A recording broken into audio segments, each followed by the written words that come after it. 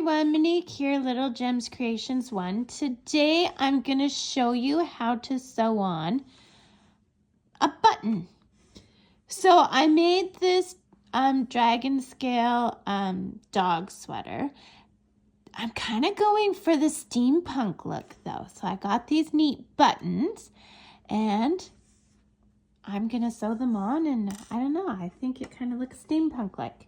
So what I do is I keep my yarn ends when I do hiding the threads, which I'll put a link in the description of my video on how to hide threads without knots.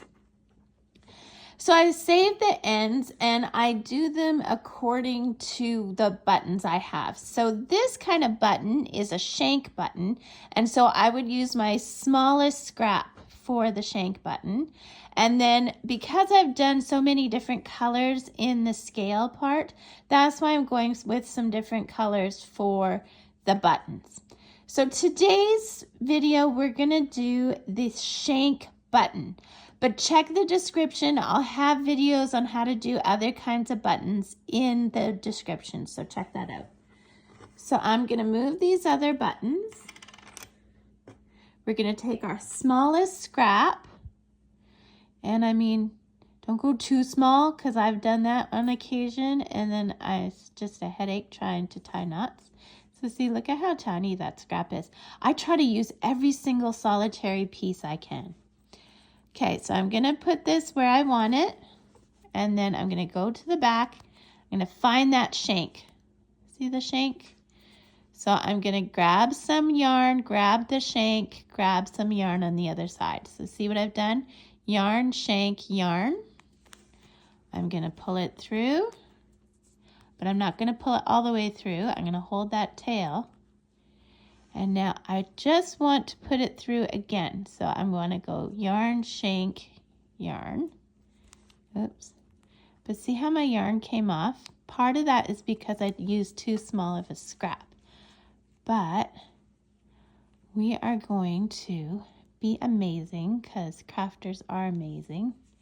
And we're going to rethread that needle with it already going through. I may have to do this off camera because I have a camera in the way. Oh, I thought I had it. Okay, let me do this off camera. I'll be right back. Yeah, it took me 3 seconds off camera. So see, just to show you, I have it